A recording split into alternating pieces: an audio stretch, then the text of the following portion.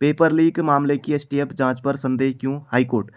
High court ने उत्तराखंड अधीनस्थ सेवा चयन आयोग की परीक्षा के पेपर लीक मामले में उपनेता प्रतिपक्ष भुवन कापड़ी की ओर से दायर याचिका पर सुनवाई की। कोर्ट ने याचिकाकर्ता को 12 सितंबर तक यह बताने के लिए कहा कि वह इस मामले की जांच सीबीआई से क्यों कराना चाहते हैं, एसटीएफ की जांच पर क्यों संदेह हो रहा है। न्यायालय ने इसका आधार बताने के लिए भी कहा है। वरिष्ठ न्यायमूर्ति संजय कुमार मिश्रा की एकल पीठ के समक्ष मामले की सुनवाई हुई। कांग्रेस विधायक और उपनेता प्रतिपक्ष भुवन कापड़ी ने हाईकोर्ट में याचिका दायर कर कहा था कि यूके SSC की परीक्षा में हुई गड़बड़ी की जांच एसटीएफ सही तरीके से नहीं कर रही है।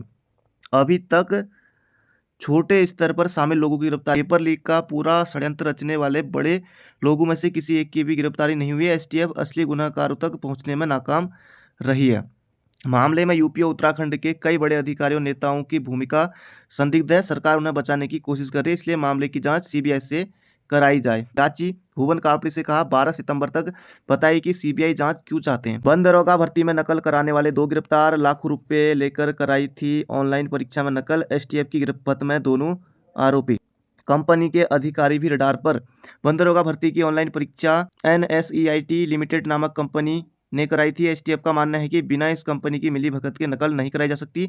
आशंका है कि कंपनी के अधिकारी भी मिले हुए हैं। एसटीएफ ने कुछ अफसरों को चिन्हित किया है, उनसे पूछताछ की जाएगी। यदि कोई साक्ष्य मिलते हैं गिरफ्तार किया जाएगा। व्यापम की ब्लैक लिस्टेड कंपनी से कराई गई थी बंद दरोगा की ऑनलाइन परीक्षा। तो ये व्यापम दोस्तों जो मध्य प्रदेश की कंपनी है, ये वहाँ ब्लैक लिस्टेड है। मध्य प्रदेश में 6 महीने की जाँच के बाद अगस्त 2021 में ब्लैक लिस्ट हो चुकी थी NSEIT जो ये कंपनी है, और बंद दरोगा का एग्जाम होता है जुलाई 2021 में।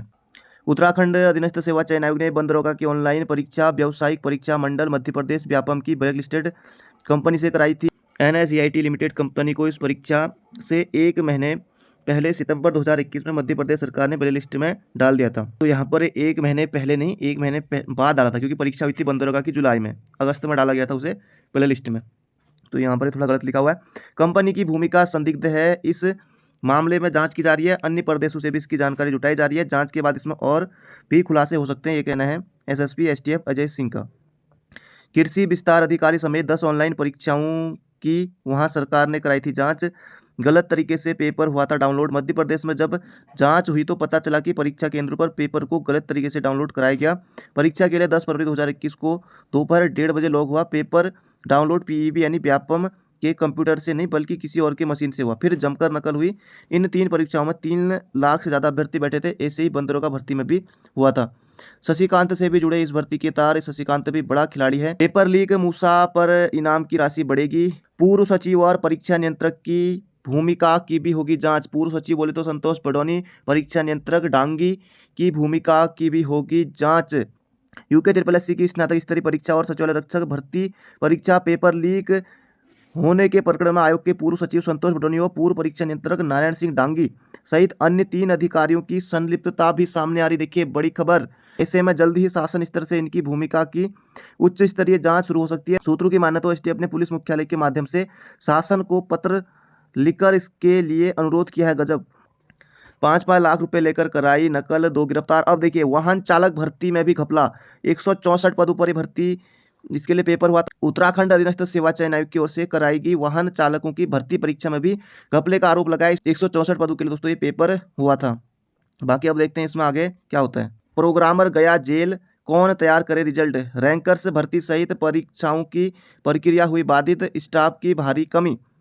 हमारे पास कंपनी का जो प्रोग्रामर काम करता था वह पेपर लीक के आरोप में जेल जा चुका है। कई कर्मचारियों की कमी है। हमने NIC को पत्र भेजा है। उम्मीद है जल्द समस्याएं दूर होंगी। आयोग की अटकी हुई सभी प्रक्रियाएं फिर से शुरू हो जाएंगी। 10,500 पुलिसकर्मियों ने दी थी रैंकर्स भर्ती परीक्षा। रैंकर्स भर्ती परीक्षा में करीब 10,500 पुलिसकर्मियों ने हिस्सा लिया था। परिणाम इसी साल मार्च में जारी हुए। 1350 उम्मीदवारों ने हेड कांस्टेबल और 650 ने दरोगा के लिए मेरिट में जगह पाई। इन सभी की शारीरिक दक्षता परीक्षा अप्रैल 2021 में हुई। यह परीक्षा हेड कांस्टेबल के 394, सिविल पुलिस दरोगा के 61 पद, PSC सब इंस्पेक्टर के 77, PSC हेड कांस्टेबल के 250 और सशस्त्र पुलिस बल में हेड कांस्टेबल के 215 पदों के लिए हुई थी। फिलहाल इस भर्ती की प्रक्रिया भी स्टाफ की कमी के कारण अटक गई है। अब देखने वाली बातों की स्टाफ कब तक आता है, कब तक ये सब होता है। ओपन विश्वविद्यालय की भर्तियों की जांच की तैयारी। शासन ने शिकायतकर्ता से शपथ पत्र के साथ मांगा सबूत। मुक्त विश्वविद्यालय ने कई परीक्षाएं रद्द की। 10 सितंबर को पूर्व निर्धारित परीक्षा केंद्रों पर फिर से होंगी इन विषयों की परीक्षाएं। उत्तराखंड मुक्त विश्वविद्यालय ने पूर्व में कुछ परीक्षाओं के प्रश्न पत्र पाठ्यक्रम के अनुरूप न होने पर इन परीक्षाओं को रद्द कर दिया है। परीक्षाएं अब दोबारा से 10 सितंबर 2022 को आयोजित की जाएंगी। इन परीक्षाओं का आयोजन किया जाएगा, जिनका भी है ये आप देख लीजिए यहाँ पर।